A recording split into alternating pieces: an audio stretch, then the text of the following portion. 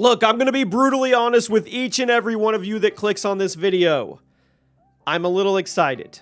Now, if you've been part of this channel for a long time, which the comments that I've been seeing lately, a lot of you have, then you understand. There was a time when this channel was one of the, it was one of the prominent Call of Duty channels. That's not me trying to brag or anything. That's just kind of where we were. And things changed, and life happened, and new things happened, and now that we've come full circle and put up a couple COD History Channel videos, you guys seem to really enjoy them, and I'm actually having fun making them. Welcome to the channel, everybody. Chaos here. So we continue along this presumed, maybe alleged, partial coming out of retirement. Let's just take it one video at a time and see how it goes. Now, the campaign of a new Call of Duty game usually gets talked about for about a week or two, and then it fades into obscurity, into the darkness, unless it's really, really good or it's really, really bad. Everyone has their own idea of what the best Call of Duty campaign is, but what about the other end of that? What COD campaigns have fallen below the standard? Well, today we're going to look through COD history all the way, and we're going to pick out the 10 worst single-player campaigns ever released in the franchise. So you let me know which of these you think was the worst. Drop a like on the video, and if you're enjoying these COD lists, again, drop a like for that too, and then leave a comment. What kind of video you want to see? We actually already pulled a couple comments from suggestions, and they're already with the team, and we're working on those videos. So if you have an idea, we'd love to hear it. At number 10, Call of Duty 3. Raise your hand if you actually played this game. It's okay, most of you probably didn't. It's a pre-COD 4 game, and it was primarily good, but COD 3 is often seen as not the good one. It was the first mainline COD game to be developed by Treyarch, fun fact, but they reportedly only had 8 months to slap together, which is why the multiplayer is so different from any other COD game out there. It's also why the campaign is pretty rough around the edges. It's not that the COD 3 campaign is bad, but it's definitely underwhelming when compared to the first two Call of Duty games. COD 1 and 2 were staples of the World War II shooter genre back in the early to mid-2000s, but COD 3 felt like it was just going through the motions. The characters, you couldn't attach to them. There was no real tension in the action scenes, and all the big historical battle reenactments had already been done better in the previous games. Now, thankfully, Treyarch's next World War II COD game was World at War in 2008, which totally redeemed them. But this game, it's kind of weird. And a lot of lifelong Call of Duty players, they never even tried it. And I'm here to tell you, you're not missing much. Before we move on, guys, if you get anything from G2A, use code CHAOS. Get yourself some cash back. The link is at the top of the description. At number 9, Modern Warfare 2 2022. Now, 2019's Modern Warfare reboot was widely praised for the single-player campaign. It featured some tough moral questions about the main characters, while it also set up a lot of, let's just say, awesome characters that could have gone into very interesting places.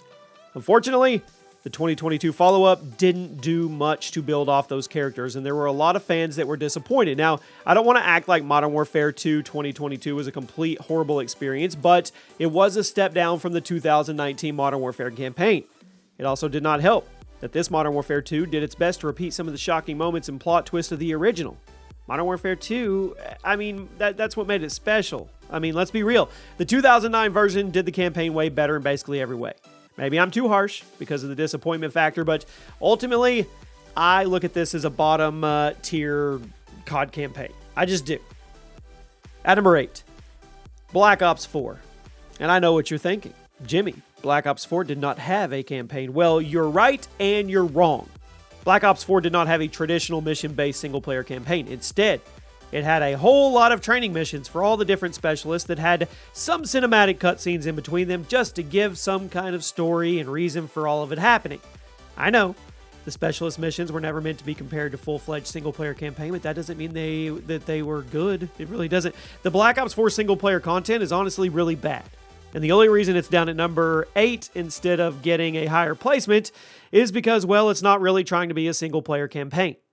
I mean, but the cutscenes giving the specialists their backstory was cheesy, and it wasn't in a good way.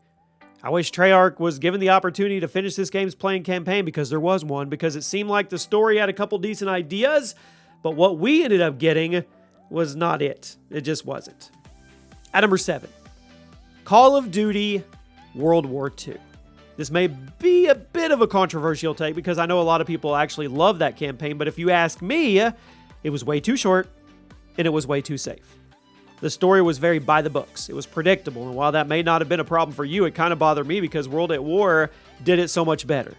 COD World War II's campaign did have some interesting gameplay ideas. They removed the regenerating health. They added a bit of squad-based tactics and decision-making, but the story did not do it for me in any way. I still think Sledgehammer seriously pulled their punches when it came to portraying World War II with the kind of darkness and horror that it honestly had.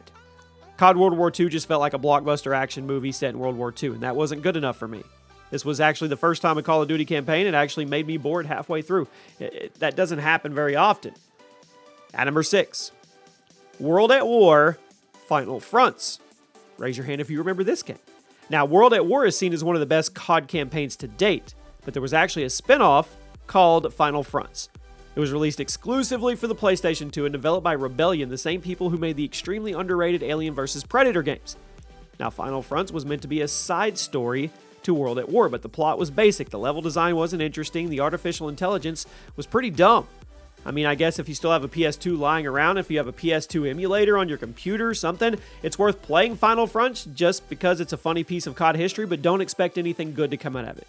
Little COD spin-off games like this, they used to be commonplace during the PS2 and early PS3 era, but they weren't any good. Now we crack into the top 5. COD Ghosts. It's a weird case because on one hand, it had some memorable moments. It had some of the set pieces that were really impressive. But on the other hand, the plot of the game made no sense if you sit back and think about it for a few minutes. I know, Ghost has its fans, but let's be honest with each other. This wasn't just a downgrade from the Modern Warfare trilogy, it was a downgrade all around, and that ending, the cliffhanger, look, you can only get away with a cliffhanger like that if the story was awesome up to that point, and you eventually tell us what the heck happened. The reason people were so mad and pissed off about the Ghost cliffhanger was because the game didn't really earn it. Several Call of Duty campaigns have ended with cliffhangers, Black Ops Cold War, the original Modern Warfare 2, but the cliffhanger in Ghost absolutely enraged everybody in the community because it wasn't earned. Would I like to see Ghost 2? Yeah, sure.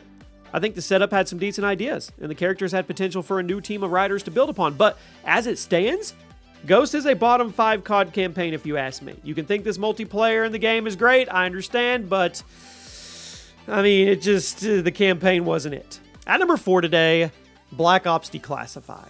Declassified? Who played it? It was one of the last spin-off games ever to be released, and as you probably guessed, it was terrible. BO Declassified launched exclusively for the PlayStation Vita. I missed the Vita. In late 2020 or 2012, it was ripped apart by critics and gamers for a laundry list of reasons. It was meant to be an attempt to bring a full-fledged COD game to handheld devices, meaning it had a campaign, it had online multiplayer, it had wave-based PvE modes, and to be totally fair, it was impressive that the developers were able to pull that off. But basically, everything about the game was terrible. It was buggy. The interface was hard to navigate on such a small screen. The campaign was way less than I think it was less than an hour long. The controls were bad, and it was nowhere near the level of quality that other Call of Duty games at that time were putting out. And to hammer the point home, the game came out on November 13th of 2012. You know what other game came out that day? Black Ops 2. The only reason this game isn't higher on the list is because, well, it's only an hour long and nobody expected it to be good. But these last 3 games we're about to speak on, they had much higher expectations from fans, leading to much more disappointment and frustration when we finally got them in hand. At number 3, Black Ops 3. Talk about a downgrade. Black Ops 1 and 2 were some of the best COD campaigns of all time. Treyarch is widely seen as the golden studio for that series.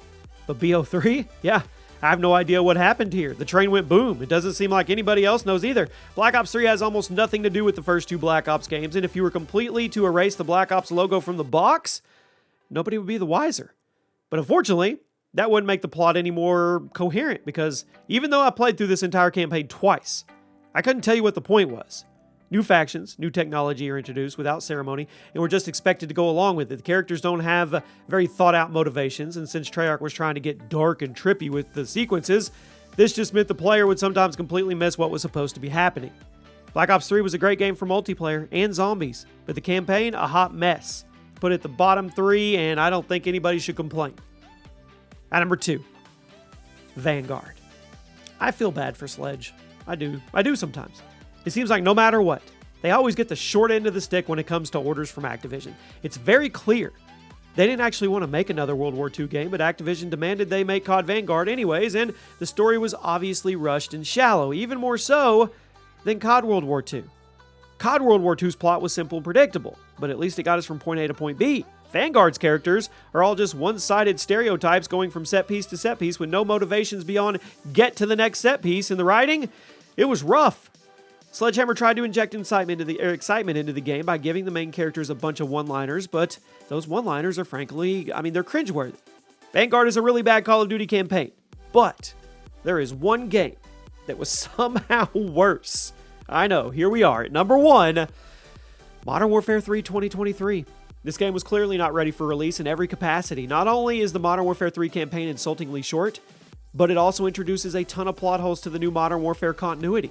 Characters show up for no explanation, no backstory, and we're just expected to know who they are or everything about them and go along with it. The open combat missions are awful, and the lack of any kind of intelligent enemy placement or fair difficulty curve like we're supposed to get in games like this, it's not there. The whole thing just serves to take a rebooted Modern Warfare series with a lot of potential and flush it right down the toilet. You can't make Modern Warfare 3 non-canon. This is how the rebooted trilogy ends, and absolutely nobody was satisfied with it. It's a shame to see how Modern Warfare was given so much new life with the 2019 reboot, and there were so many cool directions they could have gone, but instead, the trilogy ended with this. That's a shame. And there you have it. Let me know if I got it right. Let me know if I got it wrong. And I'll see you guys soon.